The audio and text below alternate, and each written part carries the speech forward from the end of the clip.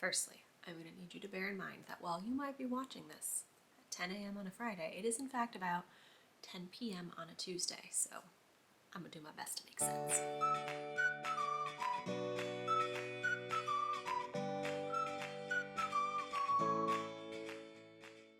Hey guys, I'm Bella, the Maker Mama Boss Lady behind Fiber and Box, and this is episode 71, have to look down every time, of my podcast. Thank you for joining me here. If it's your first time, welcome, and if you've come back, I really appreciate that. I am a crochet designer. I also knit, and I talk about all the crafty things that I get up to here with you guys. So it's been, I don't know, maybe a month or so since I actually recorded a podcast episode. So I have quite a bit to show you, quite a bit to share, and quite the range of projects. An unusual amount of chickens. And not that emotional support chicken everyone's making, although I might make one of those too. Quite a bit of other chickens to talk about. Crochet cardigan, some knitted socks, all sorts of good stuff. So I'm excited to chat that here with you, but first let's cover just a wee bit of admin. I suppose this bit isn't really admin, but I'm not sure where else to stick it, so we're going to put it in the admin section. As I'm filming, it is the first week of April 2024, and I just wrapped up a month-long challenge that I was referring to as Me Made March 24, hashtag Me Made March 24. The concept of Me Made March was not my own. It's definitely something I think is more popular with sewists, people who sew their own clothing. And Me Made May is a fairly popular hashtag as well, where you basically for the month of, I guess, either March or May, because it's alliterated, wear handmade objects every day, and a lot of people photo document it or do reels or videos or shorts or something documenting all of their handmade items that they're wearing for the month. So I thought it would be fun, because May is usually too warm to wear most of my crochet and knitwear. I thought it would be fun to do it in March. So for the entire month of March, for 31 days, I was intentionally, we're gonna say styling loosely, because I'm not like super fashion. A lot of times it was like I put on a sweater and some knitted socks, but intentionally picking out outfits that featured my handmade items, be them knit or crochet, and trying to work those into my daily wardrobe, which is usually just jeans and like a t-shirt kind of layered situation. So it was really fun to not only grab some pieces that maybe I wasn't reaching for as much, but also just grab like, I don't know, like different pairs of pants or like throw on a skirt or something that I wouldn't normally reach for unless I was really intentionally thinking about it. So it was really fun to style my wardrobe for the month. I can't say I loved the taking photos every day, because that just kind of became a task. And I had pondered doing like video every day too, and just the photos were enough. So I do have a recap that I will put in, magic of editing, of all of my outfits for the month. It felt so vain to like photograph my outfits and post them all the time, like you actually cared about what I was wearing every day. But if you're gonna do a challenge, right? If I do the thing, I do it all the way. So I took pictures every day for the month of March of all the things that I wore, and I by no means got through every handmade piece. And I definitely found I was reaching more for sweaters, socks, cardigans than I was for shawls, because those are just still a tad, I love shawls. I design a lot of shawls. I really like shawls. But shawls, cowls, not as much, but shawls are just still a little bit too fussy for the phase of life and what I'm up to day to day. I have little kids, I'm homeschooling, we're going into garden season, so there was a lot of yard work, and just having a shawl that I was like adjusting. It was good for like warmth outside, but as just a wearing at home accessory, it just felt a little extra. So those were more like going out doing stuff days. But yeah, I worked a lot of pieces in there, and I still have more, and it felt really nice April 1st to be like, I'm putting on a sweatshirt and jeans, and that's it. But I would like to more intentionally wear my makes, particularly in the cooler months where, you know, that's an option. But yeah, so if you enjoyed following along with that, I appreciate if you did, and maybe consider doing it next year. I don't know if I'm going to do it again. I might do it personally again. I don't know if I'm going to post it all again or take photos. It just felt very, I don't know. I'm not like an influencer person where I think you people want to know what I'm wearing when you wake up in the morning. So it just felt very conceited and weird. And other than for like pattern photos, I don't really love being the subject of my Instagram photos. So yeah, I might do it again. I might not, but it was a fun challenge, and I'm glad I stuck it out all the way through. It's again, not admin. I chopped most of my hair off, so let's get that out of the way. Fresh haircut. What's the word I'm looking for? Like a pendulum swinging back and forth. Can't think of it. But I go back and forth between having really very long, fairly unstyled, this isn't really styled either, fairly unstyled, really long hair to mid-length hair with bangs. And I get to the point where I'm sick of one or the other, and then I chop or grow out whatever I currently don't have. So we're in the I have bangs again phase, I guess. Which, you know, is great going into summer and yard work and sweaty. But here we are. So there's that. And what I'm wearing, I'm not going to bother standing up because, like I said, it's 10 p.m. and I'm wearing pajama pants at this point with owls on them. I did keep my, what is this? Cumulus tee by Petite Knit. Mine's fairly oversized, and I just have a regular cardigan on over it. And the fun part of my Cumulus tee I bumped in my notebook is I added this is a really weird way to show you, but again, not standing up, a crocheted edging to the bottom. I have pictures somewhere, and I think it's in that whole Me Made merch situation as well. So that's what I have on today, and let's get into some design stuff. I have some design news. Since my last episode, I launched a new pattern. It was my first pattern of the year, and my first pattern for a while, because I had a rough go at the pattern designing last year with the baby. But this year we're getting, my baby's 1.5-ish at this point, so we're kind of getting back into the having a wee bit of personal time phase. But like I said, I'm a stay-at-home mom and homeschooling, and I'm very, very involved in the minute-by-minute, day-to-day of my children's lives, and that is been my dream, and I love it. So the crocheting, I can wait. I'm still obviously crocheting and knitting a lot, but the designing hasn't been in the forefront, and that's all right. But I do have some design stuff to share with you. I launched the Scarfy Shawl pattern, which I talked about extensively, I think, in the last podcast, and also I have a pattern drop video that I can link for you. Anytime I launch a new pattern, I put up a little informational video of everything you need to know about the pattern, some tester photos, inspiration, all that good stuff. So I'm not going to regurgitate that here to you, but I will link it for you. And yeah, the Scarfy Shawl is available on Etsy and Ravelry, and you can find links to all of that good stuff, as well as show notes, anything I'm talking about, my newsletter, Instagram, all that stuff, blog, down below. So Scarfy Shawl is now sort of been on its way to warming up here. It keeps going back and forth between like 65 and like 40, and it can't decide. So the scarf and shawl weather has been here. And I did use the Scarfy Shawl a bunch throughout I was trying to make sure I wasn't wearing the same thing over and over again so you weren't sick of it. I probably would have worn it more otherwise, honestly. My couple different versions of the Scarfy Shawl I was wearing a lot throughout the month of March. And I have another shawl design, less scarf, more shawl, to share with you that has been, I'm trying to think of when I actually got this yarn, but it's been in my stash for a super long time, and I've just kind of been coveting and hoarding it away, knowing that it was really special, and I wanted to make something super special out of it. And I kind of had a design in mind, but I didn't think it was going to work with the yarn. I thought it was going to be too busy, but I actually love it. So let me show you. If you've been around here at all, you will probably be familiar with my obsession with what I call the dandelion stitch. It's a modified version of the daisy or star stitch. It may also be called the jasmine stitch sometimes. But this sort of a thing. I wish I had here. I do have a better one. Let me show you this. Excuse me, little fox. I need this swatch. This is a swatch from one of my other patterns, but this loveliness. So I have a whole series of patterns, and I have a bundle on Ravelry that you can go check out if you're interested in that stitch. Also have a stitch tutorial up on the channel and my blog as well. But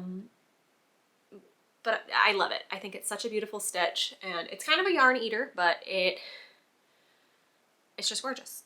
And I love the floweriness of it. I love me a dandelion in real life. I'm a forager and kind of crunchy lady, so I love the aspects of dandelions, and they grow wild and free in my yard. But I just think it's it's just beautiful. So I have the dandelion dance shawl, dandelion disperse shawl. I have dandelion drops wall hanging, dandelion days cowl. I think that's it. So this, I think, is the 5th in my collection of dandelion stitch patterns. And up until now, Oh no, I have a baby blanket as well. Dandelion Dreams. So I guess this is a 6th. I've used it a lot. I just really love it. At some point, it'll be a garment. It'll be a difficult one to grade and shape, but at some point it will. But all of my versions, all of my patterns with this stitch up until now have been in a solid color. Most of them have been a mustard yellow. Dandelion Disperse is a green shawl, and the baby blanket is a couple different colors, but they've all been a solid. And generally with a busy sort of stitch pattern, you want a more tame kind of yarn to really highlight the stitch pattern. So you can, I mean, I've held this up multiple times now, but so you can see the details in it. If this was like a wild variegated or whatever, it would be harder to read the stitch pattern and see the stitch definition and all of that, and it kind of detracts and makes your eyeballs confused and whatnot. So up until now, I've worked it in a solid, and I've had this yarn in my stash, and I just thought it would be so beautiful in this stitch, but I was like, nah, it's gonna be like those pictures where you like squint and have to find the picture, which I have never successfully done. Remember those in the 90s? I don't know if those are still a thing. I don't even know what they were called, but like you'd open the book and you'd like stare intently at it until you saw the secret hidden thing, which I don't know what it was because I never found them. But I felt like that's what the yarn was going to be. Like if I did it in a busier yarn and that stitch, that you would be kind of squinting to see the design. But then I swatched it up. I swatched it up and I was posting about it on Instagram, and I was like, oh, I think this might work. It might not be everybody's cup of tea, but you could always make it in another yarn. You don't have to use a wild yarn, but look at this. Look at this. And I'll pop in some inspo photo at some point. This to me looks like a meadow. It looks like just a wildflower where you're not maybe looking at each distinct variety of flower, you're just reading the whole thing as a meadow. And that's what this reminds me of. And I was sending screenshots of meadows in this stitch a couple people, and I was just like, is this chaos? Like, is this a really bad idea? It's like back here, I mean, I don't know what the camera's really picking up at this distance, but it's very colorful. It's very kind of splotchy. But yeah, as you get in, you can see the dandelion stitch, but also, yeah, it's just like a whole, we're calling this the Make Your Own Meadow Shawl. So I'm using that stitch pattern. The shaping of it is very similar to my Dandelion Disperse shawl, at least thus far. We're going to vary from that in a little bit here when we get to an edging part, but I haven't done that yet. So it is a triangle shaped shawl end to end, and this is just in draft so far, but I will be looking for testers at some point. So keep an eye out there. Make sure you're in my newsletter if you want to get tester calls. Oh no, don't unravel. Don't unravel. Ooh.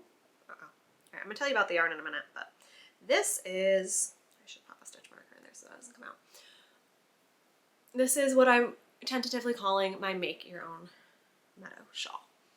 It is a little chaotic with what is also kind of a meadow of a top print. Okay, let's close this up. I think that's so pretty. And again, maybe this to you looks insane. You could definitely use a tonal or a solid, but I think this is really beautiful. And this is a really special yarn. Like I said, I'm not sure how long it's been hanging out in my stash. Pre-children, for sure. Pre-COVID, which was,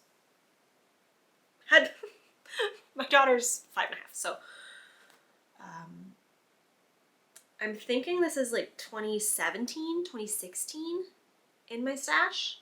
My parents went on a trip, and it's actually, they got this bag here as well. What did I do with the skeins? I have a bag of tags here, a bag of tags. All right, so I had 2 skeins of this Ching Fibers Shangri-La in the colorway Ember. And my parents had bought this on a trip to London. They visited Loop London, and I had kind of shopped the website beforehand and talked with the owner, and she had actually set yarn aside for me, not even having paid for it yet, which was incredible customer service and just really kind. And so she had like my picks when my parents got there. Didn't know me, didn't know my parents, just really kind. And I had requested some of this. It is a single ply fingering weight yarn. And I don't work with a lot of single ply, which is another reason that I haven't put it to use, because I thought maybe I could make a t-shirt or a tank or something out of it. But single ply tends to be on the pillier side, especially in something like a sleeve or an underarm or something that's going to be getting a lot of friction, because it's only one ply. It's really beautiful and it has a gorgeous plumpness and stitch definition to it. But I think it's best used in something like a shawl, or sometimes people will hold it with a mohair or something to kind of sturdy it up, or even hold it double or something. But this is just single ply. But again, if single ply is not your thing, you could absolutely use a more plied yarn. It is fingering weight. And just between the single ply and the colorfulness of it all, I had been hoarding it up for a while. This is what I can put in a picture of what it looked like skeined up, because I've since used both skeins. This is what I have left after working the end-to-end shawl. But it's just a really beautiful colorway. Obviously mainly a goldeny turmeric kind of yellow, but it's got blues and greens and a really pretty like rich red and orange and white, and then there's like little bits of speckles. And the color changes on this yarn, I think, is what makes it work really well. And I'm going to make sure when I write the pattern that I have some information on how to select yarn for this. Obviously, again, do whatever you want.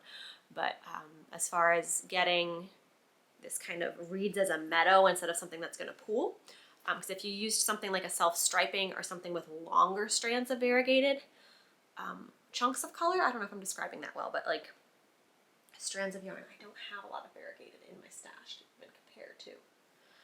But I think this would work best with a yarn that is either lightly variegated or even like a speckle kind of colorway. It would also be really pretty in a tonal if you wanted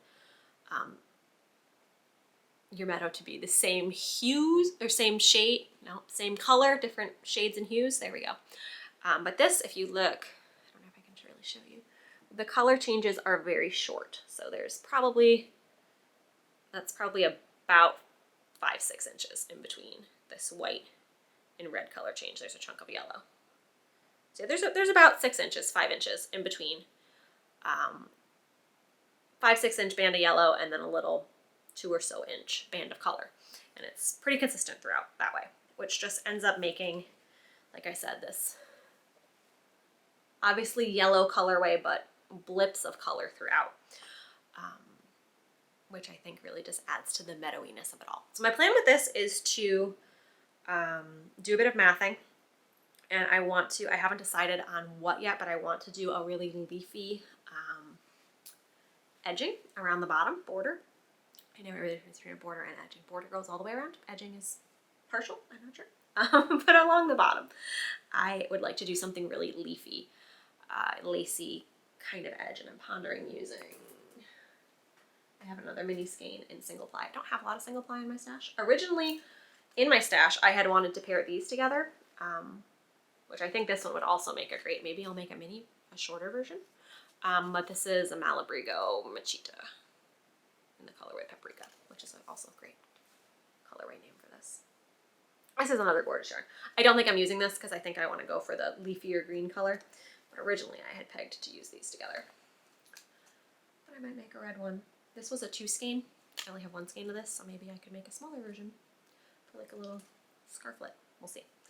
But I have this mini skein that I might, we'll see. This is a color called Pickle. That I might use to do the border. I don't know if 20 grams is going to be enough, is the only thing. I have other greens in my stash. I have that, but that's an alpaca and it's really drapey. I have that over there, but that's for Colorwork Project. But I don't have any other single plies. So I might seek out a single ply if I don't have enough of this one. And this is a little more limey colored than what I was hoping for. I suppose I could like over dye it, but that would be not doing really justice to the dyer of this. So yeah, I don't know if this is going to be enough, but I need to figure out what I'm doing as far as a leafy, lacy border and then go from there. But yes, I'm very excited about this, and I think, again, it might be a little more niche and not everybody's cup of tea, but that's the beauty of designing patterns, is I can put it out there and the people who want it will find it. So that's that. My Make Your Own Meadow shawl will be in the works. Hopefully within April I can get that edging done, write it up, tester call. So like I said, I usually mention tester calls here, but it doesn't always line up with filming. But if you're on my mailing list, which is linked below, I do tester calls there, and I usually post on Instagram as well. So that's a good place to be on the lookout if you are interested in a fingering weight, flowery shawl situation. very excited about that one indeed. I think that's all I have to share regarding designs. Now let's get into chickens. Now I am not chicken people yet. We are very much garden, would love to buy a yard, or maybe not full on homestead, like I'm not like ready to raise beef cattle or anything, but definitely into old skills, self-sufficiency, that kind of thing. But we don't have any chickens or birds yet. We're getting very close to succumbing to that. But my cousin is our egg dealer as of now. She lives fairly close to us, pretty close to my mom's house, so we go to visit my mom and then we pick up eggs from my cousin. Super grateful. And so far we have a bartering system where in the summer I give her garden veggies and she gives me chicken eggs. It's great. And then I don't have my own chickens to worry about. I really like the idea of having eggs. And my husband is all sorts of gung-ho about having ducks. Ben really likes ducks. They're like farm penguins and he really likes them. But chickens, I don't know, have kind of a hang up with. Growing up, we had neighbors who free range their chickens, mainly in our yard, and they were aggressive. So frequently had to like chase other people's chickens away from myself and siblings, and use like trash can lids as shields. So they were not nice chickens, and I would like to have nice chickens. So we might get chickens eventually. But my cousin, she has chickens. Her chickens are nice, and they make lovely eggs. But she had, I don't know if you've probably seen it floating around, a reel went viral of somebody's chicken coasters, and I failed to write down the name. I will put it on screen, the name of the pattern and the designer. But the reel went viral. They're chicken coasters that look like chickens. And that is not something I would normally reach for to make, but I'd seen the reel and liked it, and I was like, oh yeah, someone's going to totally ask me to make these. And my cousin sent it to me, and she was like, I would accept these in trade for eggs if it's not too much trouble. And I was like, for sure, like you're giving me free eggs every week, I can make you some chicken coasters. And I had yarn on hand, so I used some like Hobby Lobby, I Love This Cotton or whatever their brand is called, and some other bits and scraps, and I made chicken coasters and also a chicken trivet, chicken pot holder, chicken something, for my cousin. And I don't have them on hand. I was going to film last week and then I didn't, and I dropped them off with her today. So I put in pictures of the chicken coasters. They're really cute, and it was overall a pretty easy pattern to read. It's a free pattern. I was a little iffy on how some of the things were phrased. Specifically, there's one part, which I didn't end up doing anyway because it was phrased weird. Or I guess not how I would phrase it, or how it was usually standard. Like usually if you're going to do a round where you're like, this round is single crochet in the back loop only, you would write, chain 1, single crochet back loop only, abbreviated as SCBLO, and however many stitches. The instructions for a large part of the pattern were like single crochet in these stitches, but above, not part of the row by row instructions, was like, and the following rows will be worked in back loop. So it was just kind of worded strange. So I didn't actually end up doing that part because I missed it the first time. And then I made 8 coasters in one chicken trivet, which I adapted from the pattern notes. There's a larger chicken in there, but I was kind of doing my own thing at that point. But yeah, if you're into chickens or you want to gift something to someone who's into chickens, these are really cute. And I mostly follow the pattern, I think. A bit of ends to sew in, kind of tedious. But again, just a really cute gift for those chicken people in your life. You know who they are. So yeah, I made chicken coasters. And then I have another chicken to share with you, and I almost don't want to share it because it is honestly possibly the second weirdest thing I've ever made. The weirdest thing I ever made is back in 2013. Minions were big, and I was making a lot of minions, and I don't do copyright licensed characters anymore. But at that point I was selling at markets and I was copyright infringing all over the place. But minions, yeah, I made a lot of minions, and somebody commissioned me to make a bride and groom with custom matching miniature wedding dress to match her own wedding dress, miniature minion crochet amigurumi cake toppers. Why you would want to put a yarn minion on top of cake wearing a dress, I don't know. I do not know at all, but I got paid more than I did it. I do not take custom orders anymore, except for this one because it's for my son. So this is a bizarre, like we're 27 minutes in, this is gonna be a long one, y'all. This is somewhat of a family heirloom, like I don't even know how to explain this story. I don't know if you have things in your family that literally make sense to only your family and are not special or funny to anyone else. But back in, I don't know, my youngest sister's turning like 16. So when she was a baby, we're not sure where this came from, but in my recollection, it was like a tag sale or like a thrift store. But it's like this little, I'm gonna have to put in a picture of the original because there's no way I can describe this to you otherwise. This little, it looks like it came from like a Happy Meal or like, not even, maybe even a dollar store. I don't know. It is a low quality, sweat factory made, what my father has referred to as a chicken. And he called it the diaper changing chicken. And it was a great distractor when my sister was a baby. And it sat up above the diaper changing table on a shelf. And when you got your diaper changed, you got to play with the diaper changing chicken. And there was a song that went with it. I'm not gonna sing the song. And it was just precious to our family for some bizarre reason. And I don't think it's a chicken. I think we're not sure what it is. I think it's supposed to be a duckling, but it has very platypus-like qualities. It has like a long beaver tail and definitely a bill more like a duck or a platypus. It has like hair I don't know what it is. It kind of wants to be like an Easter duckling, but it's not. And he's got these dangly gangly arms and legs. And one time the dog ate its leg off when my daughter was a baby, because yes, my family held on to it for that long. Because somehow this thing that we probably paid 50 cents for at a tag sale, I think in Vermont, we don't know where it came from. But yeah, he's the diaper changing chicken, and my parents kept him, and he still lives in what is now the diaper changing table at their house. So we go over there. My daughter used him. She brought him downstairs. The dog ate its legs off. My mom sewed his legs back on. And now my son loves chickens. Another reason we might get chickens. My son loves chickens. He like does the sign language for chicken, and he just like lights up. He loves chickens. So he loves this diaper changing chicken that lives at his grandmother's house in a drawer, and it sleeps on the diapers, and we put it to bed and we say shh, and we talk to the chicken. It's very weird. It's just straight weird. But I can't have that chicken because it's a priceless family heirloom that lives in a drawer. So I made one.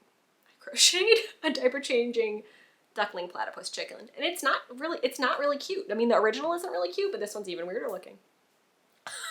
Mine, I don't know, it's kind of frightful. Its bill is definitely weird, and I don't know. So you've seen the original.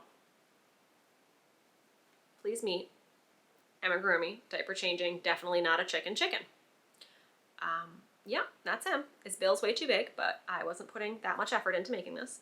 So it now lives in our diaper changing drawer, and it has dangly, gangly little felt mitten hands. Again, what creature is this? Are these wings? I don't know. And long little ball feet, which may or may not be the same length. I think I counted, but who knows. A weird bill. Definitely larger than the original. Definitely still not a chicken. And this bizarre tail that is felt and definitely not exactly the same color, but yeah, I had this yarn on hand. This is the yellow was cashmere silk something lace weight that I held with an Oslo hat. I had that left over, so that's pretty luxury for this chicken. And then I held it with Knit Picks Comfy Fingering, which is just, my favorite yarn to have to say on the internet. I had that both in this yellow and brown, and then a little scrap of some other yellow, and then some like fluffy, I don't know. This is diaper changing chicken. Please enjoy. So I made this for my son for Easter, and we put him sitting in a little dump truck outside, and we love him. He is stupid looking, and we love him. So, grandchildren of mine, please enjoy this heirloom. Diaper changing chicken. This is my father's legacy. What animal is this? I don't know. But I made it, and yeah, that's my finished object. I also have some socks to tell you about that are a lot less weird than that. So if you stuck around, thank you. I won't talk about any more chickens. I have socks, and they're fairly normal and beautiful looking. And I'm actually really in love with these. These are so pretty. These are so pretty. So these are made with the leftovers from my Daphne's cardigan, which was, I've talked about it about the last couple episodes. And you also saw it in the Me Made March. It's the stripy gray rainbow cardigan. That is a Crochet pattern, and it was made to make with either mini skeins or an advent or something like that. And I had dyed myself up a 14 skein advent of sorts, naturally dyed. I had worked on it all of 2023, gathering up a rainbow of naturally dyed colors. And then I made the cardigan. I made another pair of socks that matched the cardigan, with no pattern, just matching my own version. And then I still had a bit of yarn left over, and I wanted to use it all up in its entirety. So I made these, no pattern, just vanilla. And I don't usually make a vanilla sock because they're kind of baggy and saggy on me. But I really love these. The brown is, I think, a discontinued. I think I have the ball band, but I don't think I can get it. I bought this at like a thrift store type thing. Saki's by Lion Brand, and it's got the old Lion Brand Yogo logo on it, so I think it's an older yarn. And it is a colorway root beer. I think it's just a wool nylon. Yep, 75-25 wool nylon. That's the brown, which I really like. I have a big skein of it, and I bought knowing that I was going to use it for either color work or striping, because just plain brown socks is kind of sad. But yeah, so I striped in all the bits that I had left, and actually made the match and everything, which is rare for me on a striping pair of socks. I ran out of some certain colors. Strangely, I'll show you what I have left over, but I ran out of certain bits, even though the colors were used, distributed basically the same throughout the whole cardigan. I don't know if it's just a difference in the amount that was in the mini skeins to begin with, because I didn't weigh each one of them individually. But some on this one, I don't know if you can see, like I ran out of this green, and my finger is still busted, by the way. I smashed it in December, and it's now April. We're getting close, though. We're getting very close. But this green we ran out of, and I striped in one of those greens into that. And then this yellow, which yellow? The yellow on this sock is different from the yellow on that sock. This is actually the yellow from the chicken's bill. This isn't hand dyed by me. And it's a little more, you can't really see, it's a little more speckly. It's got some black specks on this side. That was a different indie dyed skein that was not my own, but I just ran out of the naturally dyed yellow. But if you want more info on the natural dyeing process of all of this, I have some vlogs, and I've talked about the Daphne's project a whole bunch in my past couple episodes, so you can check that out there. But these I am calling my After the Rain socks, just because they kind of look like a rainbow and some mud puddles. And I think they're just so pretty. They came out a little saggy baggy for me, because I think I did 64 stitches, and I usually do 60. But yeah, they're just so pretty. These are kind of, I'm not usually very precious with my socks, but these ones I might be kind of precious with, because I think they're so beautiful. So with the Daphne's, the first pair of gray socks with the rainbow that I made to match the Daphne's cardigan, again in the reel for the Me Made March. And then this pair of socks. So I've created 3 separate items, 2 pairs of socks and a cardigan. I do have some of the gray from the cardigan left over, but I didn't use that in the socks because that was DK, and I was holding the fingering weight double throughout the cardigan. But this is what I have left over, and I weighed it, and this is about 13 grams of yarn left. And as you can see, I have very different amounts. I'm completely out of some colors. I have a very large amount of that green. Quite a bit of that lavender color, and then like little wee bits of some colors. So just at this point, I am comfortable with the yarn usage that I got through. I'll throw those in the scraps. I think I'm going to start my own naturally dyed scrap bin that can maybe work into some more socks or something. But yeah, I used that yarn to the fullest. I started with 14 mini skeins, and I used them up to 13 or 14 grams total. So I am happy with that, and I just think these are so lovely. Those are all my finished objects, I believe. Works in progress.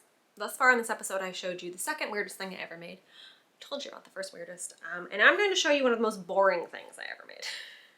I made some boring white socks. Why? Why, Bella, did you make boring white socks? Cream colored, natural colored, whatever color we'd call this. Why did you make these socks, Bella? I have a plan. I have been obviously doing some natural dyeing. And last summer from our garden with all of our flowers and plant matter, I did a whole bunch of flower pounding, hammer dyeing. So you're pounding the flower into a fabric. Really enjoyed that. I'm going to do some more of that this summer when I have some fresh flowers. But this year I also want to try bundle dyeing, steam dyeing, where you take plant matter, flowers, petals, bits, leaves, and you, on a pre-mortared in fabric, natural plant-based fabric, whatnot.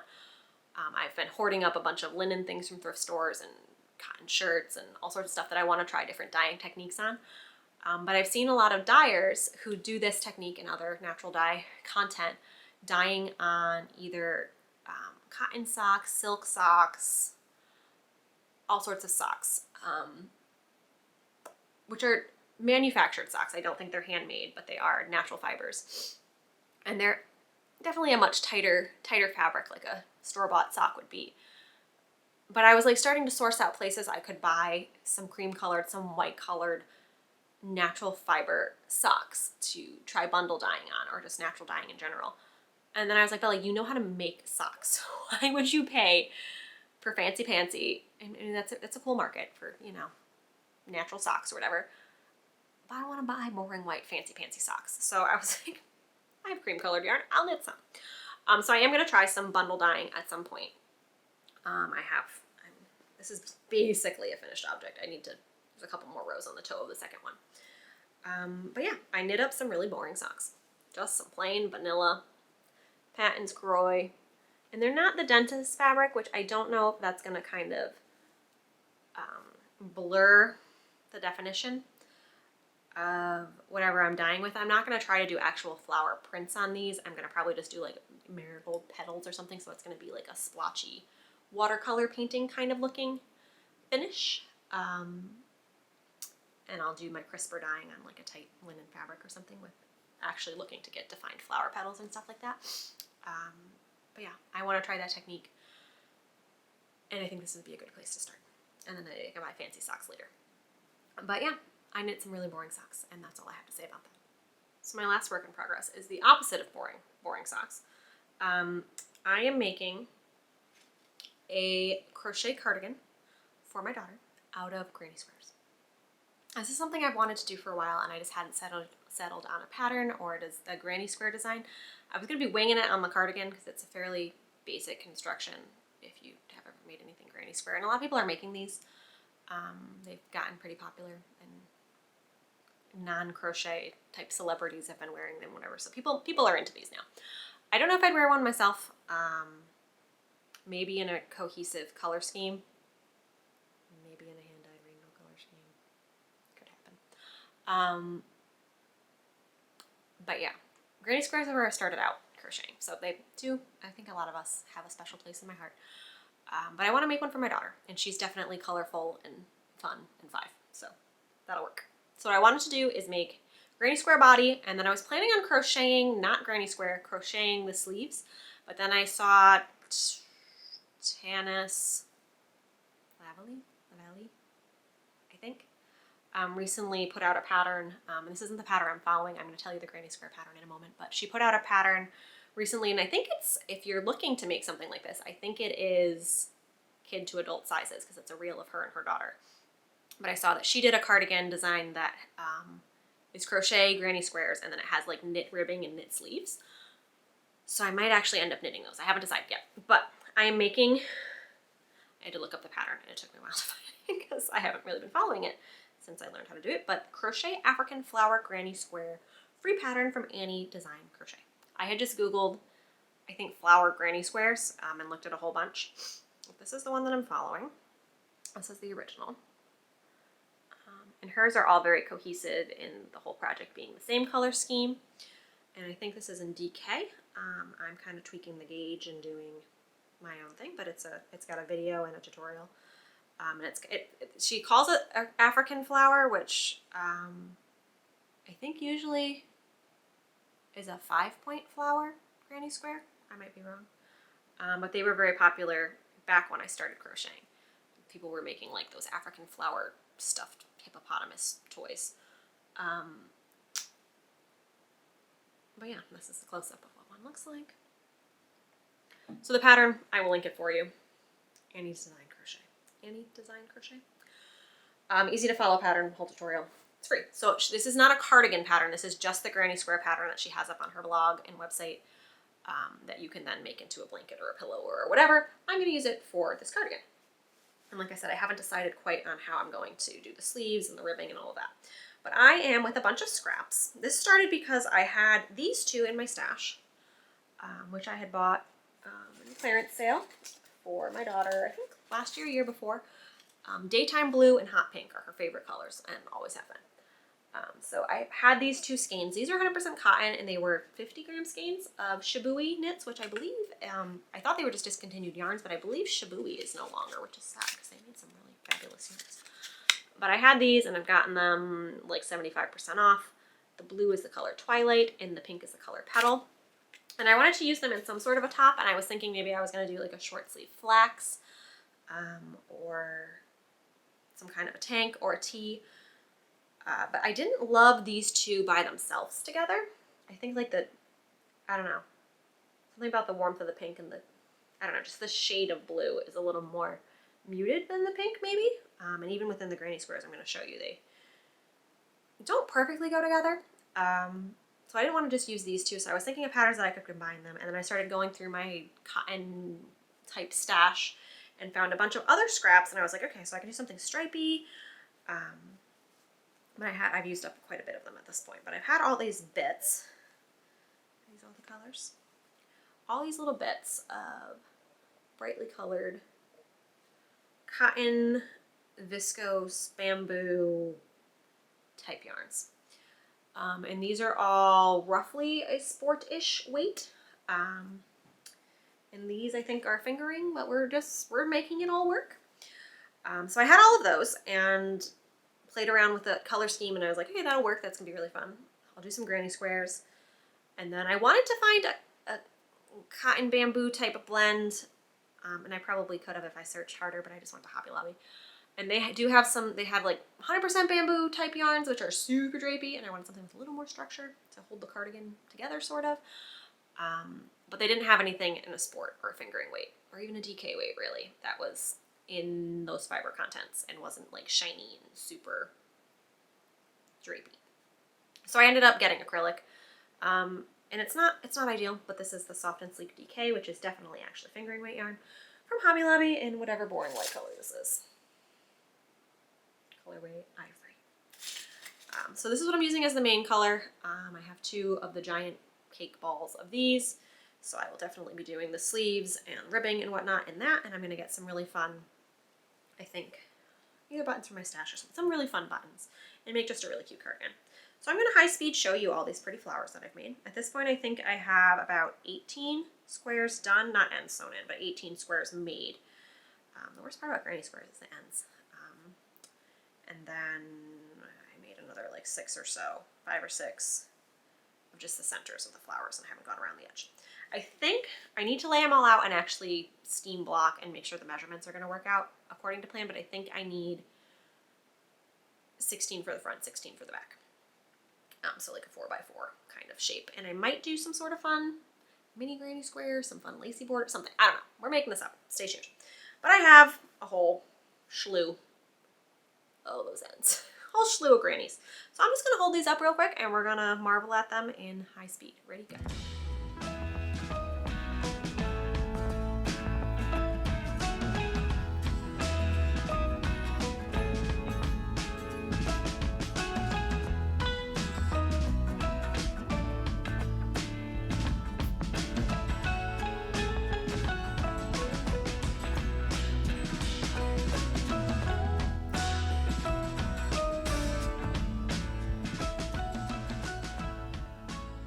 Those are all the squares and bits. Definitely the color scheme it mostly works. But there are definitely some that are like bright, and then some that are muted, because again, that blue is just not as punchy. That's not even the best muted example. This one's a lot more. So yeah, but I think as a whole, for a 5-year-old from a galloping horse, this is all gonna work. I think. If not, that Hobby Lobby yarn is like, I don't know, $4 or something. And I had all the rest of these in my stash, and just trying to do some stash busting, use some things up, and she will love all of these colors. These are not colors that I would actually reach for myself, except for that mustard, which is left over from a design. Fandeco vest, if you're curious. But yeah, I don't know, they're working together. It's working out.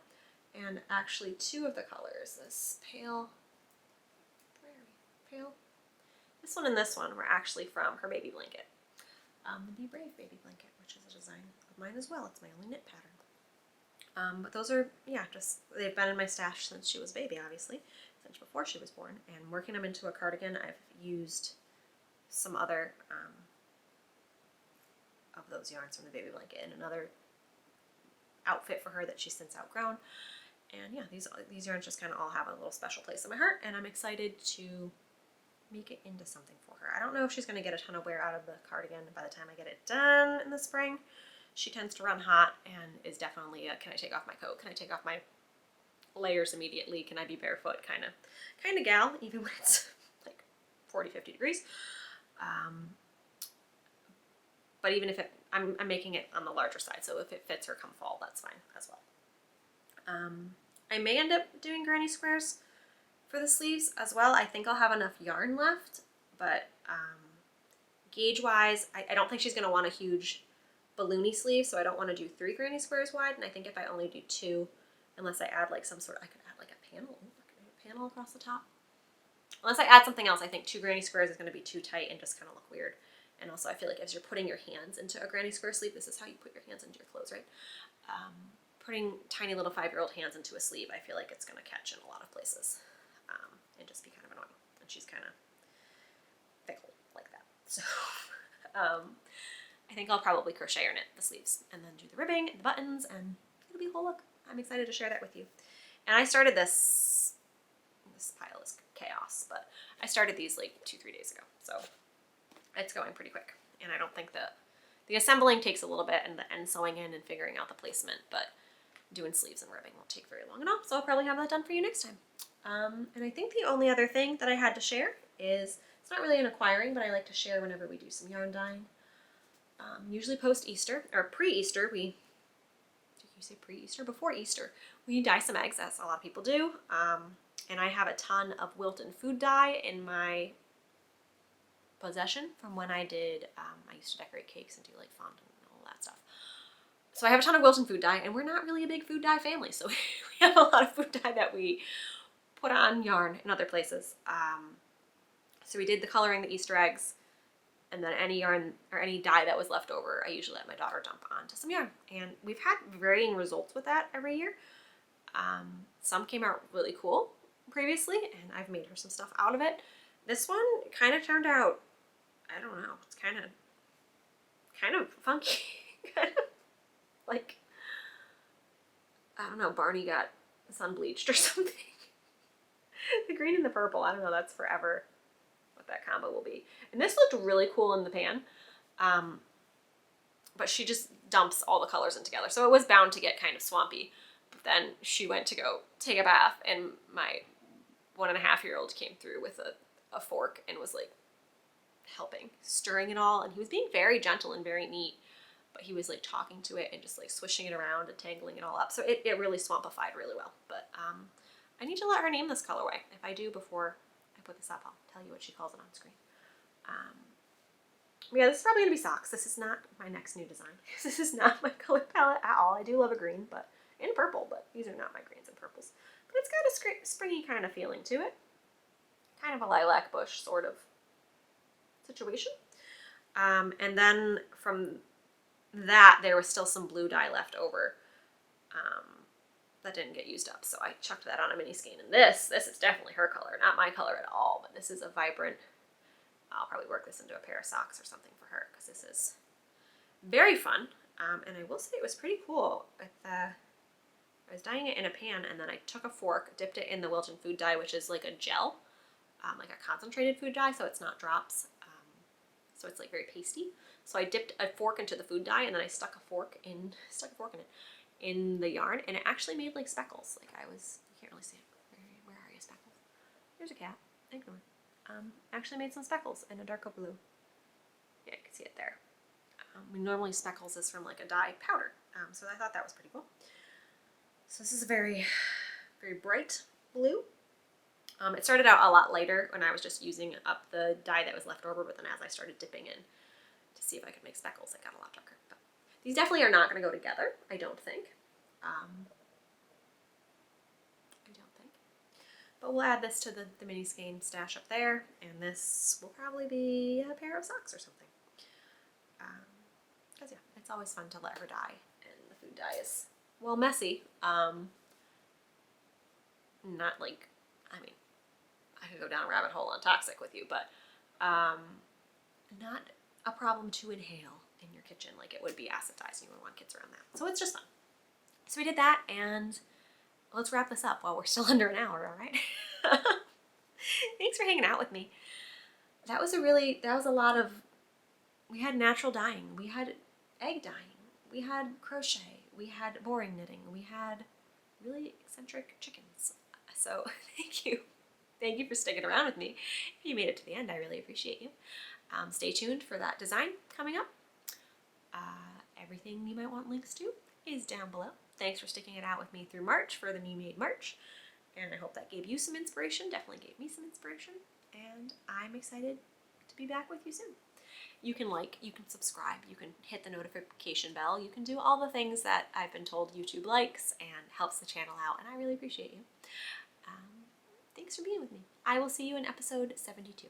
Thanks, guys.